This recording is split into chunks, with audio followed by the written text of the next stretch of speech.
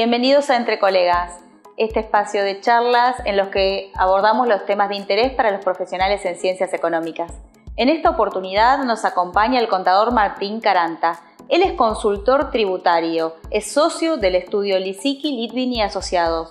También integra distintos organismos, entidades profesionales, siendo por ejemplo miembro activo en la Asociación Argentina de Estudios Fiscales, es miembro también de la IFA y es autor muy participativo en REPAR y en diarios, ¿sí? En general de temas tributarios, ha hecho libros, también después vamos a comentar, y también expone sobre esa misma temática. Hoy vamos a charlar acerca de la problemática de la inflación y cómo afecta fundamentalmente el impuesto a las ganancias. Bienvenido, Martín, muchas gracias por acompañarnos. Claudia, muchas gracias por la invitación, también a REPAR y a los colegas. Bueno, y acá estamos para conversar sobre los temas que interesan. Muchísimas gracias. Uno de los temas que más nos consultan, yo sé que vos escribiste acerca del tema ya por el año 2019, pero es un artículo que es muy buscado en REPAR, es el tema de la actualización de los quebrantos. Por favor, ¿vos nos podrías resumir cómo es la situación actual, por lo menos tu opinión al respecto? Con todo gusto, sí, claro. A ver, acá lo que yo hago es separar un antes y un después de la ley 27430, ¿no? La reforma fiscal que tuvo vigencia a partir del 1 de enero del año 2018. ¿Sí? Esta ley, como se recordará, sustituyó a lo que era el viejo artículo 19 de la Ley del Impuesto a las Ganancias, que con el ordenamiento del año 2019, el decreto 824 en particular, hoy está en el artículo 25, ¿sí? Pero contiene lo mismo que decía el viejo artículo 19 en cuanto a lo que es la actualización de quebrantos, ¿sí?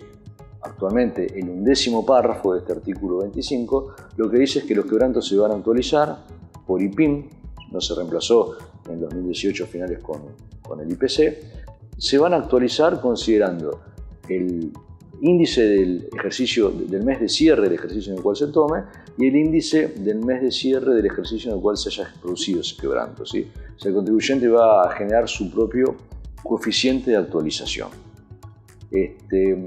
Ahora bien, esto fue lo que sustituyó, este artículo fue lo que sustituyó la ley 27430, ¿sí? Si ustedes recuerdan la vigencia de la ley 27430, decía, como vimos antes, para los ejercicios que inician el 1 de enero del 2018, o a partir del 1 de enero del 2018. Esto está en el artículo 86 de la ley 27430. Y ese artículo 86 tenía varios incisos de la A al H sobre excepciones a la vigencia de la ley. Por ejemplo, algo muy recordado es el tema del impuesto cedular para la venta de inmuebles o enajenación de derechos sobre inmuebles, que va a tener vigencia para inmuebles que se adquieran a partir de la reforma. Ahora, de quebrantos no dijo nada, con lo cual la interpretación que yo tengo, y algunos colegas también, es que la actualización de quebrantos está vigente, sin ninguna excepción. Es decir, podría haber dicho la norma, miren, esto solamente está vigente para quebrantos que se hayan generado a partir del 1 de enero del 2018, y la ley no lo dijo, ¿sí? Entonces, la interpretación que yo tengo es que a partir de la ley 27430, todos los quebrantos son actualizables. No importa si se generaron antes o después, ¿sí?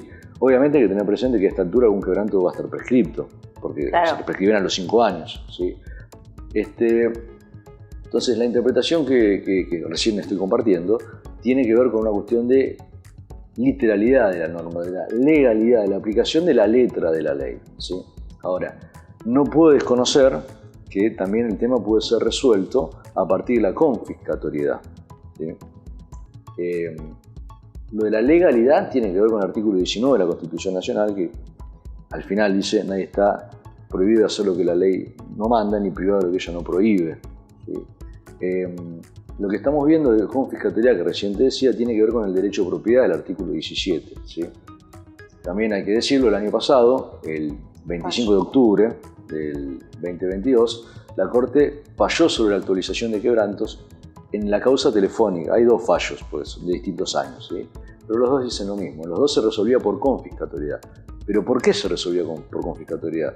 Porque eran periodos fiscales que eran anteriores a la ley 27430. Entonces, el único argumento que había era el de la confiscatoriedad. Y los parámetros eran superiores a Candy, con lo cual la Corte, con muy buen criterio, resolvió que en esos casos se producía una confiscatoriedad. Ahí la Corte hizo un paréntesis porque dijo, miren, esto no tiene nada que ver con lo que yo había dicho antes en Estancias El Hornero, en Alubia, donde lo que se hablaba en esos fallos era de la imposibilidad de generar más quebranto, de generar quebrantos, aplicando el título sexto de la ley del impuesto a las ganancias. Pero algo que también seguramente me han escuchado decir y que he escrito bastante, e insistiendo en la teoría del concepto, es en el hecho de que una cosa es corregir los efectos de la inflación, ¿sí? Y otra cosa es el título sexto. El título sexto es uno de los elementos que tiene la ley para corregir los efectos de la inflación, pero son tres en principio. La actualización de quebrantos, lo que estamos hablando ahora, está fuera del título sexto. También la actualización de costos computables y valores amortizables, que tiene una norma madre, que es el artículo 93 de la ley, actualmente antes el 89, y a ese artículo 93 remiten varios otros. Por ejemplo, cuando el actual 62, que habla de costo computable, claro, era el viejo 58, cuando habla de costo computable por enajenación de bienes muebles amortizables, enajenación de bienes muebles que no sean bienes de cambio, para amortizaciones también, la actualización de la cuota de amortización se remite a ese artículo 93. Pero son tres institutos distintos que son complementarios, ¿sí? Porque también tenemos un tema que cuando se reimplantó la vigencia del título sexto, se reimplantó en parte la actualización de costos computables y no se dijo nada de quebrantos. En realidad no se dijo nada, pero la ley sí lo dijo, que es sustituir sin excepciones a la vigencia, ¿sí? Ahí siempre conversamos vos y yo sobre la opinión de la AFIP. Sí, porque la estaba AFIP, por decir. En el ABC de consultas y respuestas frecuentes tiene dicho que no se actualizan. ¿Y por qué? Y porque remite el artículo 93. Los quebrantos, sí, correcto. Exacto, no se actualizan los quebrantos, dice la AFIP en el ABC. ¿Por qué? Porque remite el artículo 93 y dice que los efectos de esta ley, el 93 tiene dos párrafos, recordarás, sí. Para todo lo anterior a la vigencia de la ley 27430, se aplica el artículo 39 de la ley 24073 y para todo lo posterior se actualizan tanto los costos computables como los valores amortizables. Ahora, ese artículo 93 es para costos computables y valores amortizables, no para otra cosa. Los quebrantos están fuera de eso, ¿sí? Entonces, la opinión de la AFIP, a mi juicio, yerra en la aplicación del artículo 93. ¿Sí? Es un error, porque no es para todo el artículo 93. Es para lo que la ley remite el artículo 93. Porque con esa tesitura, acordate que hay otras cosas que se actualizan, entre ellas las deducciones personales. Sí. Y la actualiza la propia AFIP anualmente. Entonces, con la tesitura de AFIP no se podrían actualizar las deducciones personales, y lo hace la propia AFIP. Entonces digo, a lo mejor confiamos en que cambie la tesitura, ¿sí? Porque realmente entiendo que es un error de concepto, o por lo menos no comparto esa interpretación que tiene el organismo, ¿sí? Claro, el organismo, perdón, ¿no?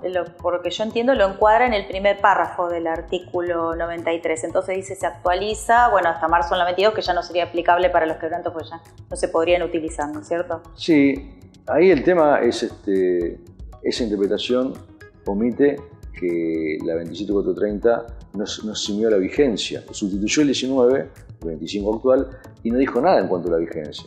Entonces sería inconsistente lo que hizo el legislador respecto de decir que para el primer párrafo se aplica para los quebrantos. Además, el artículo 89-93 nunca se aplicó para quebrantos. Entonces, por eso digo, ni siquiera el primer párrafo funcionaría. Está clarísimo tu posición al respecto y también lo que opina el fisco. Vamos a ver si mantiene esa misma posición o no. Por ahora sigue estando, yo me fijé, la consulta es del año 2019. Si les interesa es el número 247-53-174. Muy bien. Así que esa es la consulta. Mira, te cuento algo. Sí. Mi artículo que vos mencionabas salió en junio.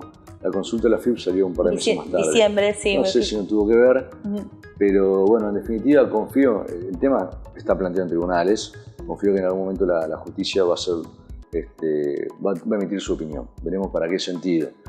En mi opinión, no aplica el 93. Está clarísimo todos los argumentos que diste, me parece que fueron muy claros, y ya que tocaste el tema del segundo párrafo y las actualizaciones de los costos y las amortizaciones, si te parece, te pregunto, también qué sucede, porque nuestros suscriptores nos consultan habitualmente, qué sucede cuando tengo que aplicar el ajuste por inflación del título sexto de la ley del impuesto a las ganancias y vendo un bien de uso en el periodo que estoy liquidando y lo tengo que computar obviamente en el estático, en el activo al inicio. Eso lo charlamos con Fanny Goldberg en otro video de Entre Colegas.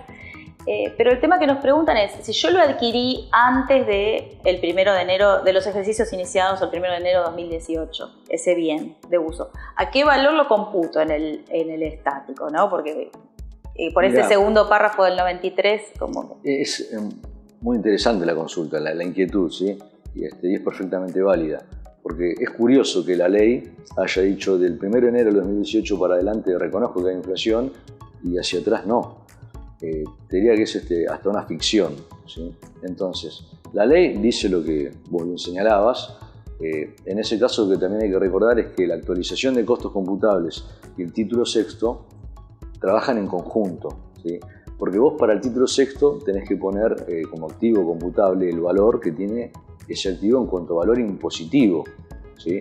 Entonces, asumiendo que un bien adquirido en 2016, 2017 no se actualiza, el valor que vos pondrías ahí sería el valor histórico, descontar las amortizaciones también históricas que te has computado, ¿sí? Y eso es lo que someterías al ajuste estático, una actualización de punta a punta, de ese año, con el coeficiente del año claro. pasado, bueno, la inflación de 94.8%. ¿sí?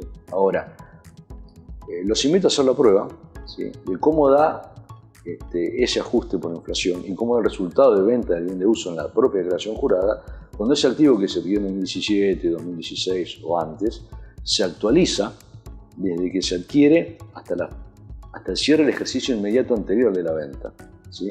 Y es ese valor actualizado el que se debería computar en el título sexto, porque así sucede cuando se adquirió un bien en el 2018, durante la vigencia, durante la permisión de la actualización del costo computable. Da una cifra muy distinta, tanto el estático como el resultado de venta de bien de uso, ajustado por inflación, o sea, medido en moneda homogénea, como el impuesto. Entonces ahí, si se calcula el impuesto a valores históricos, ¿sí?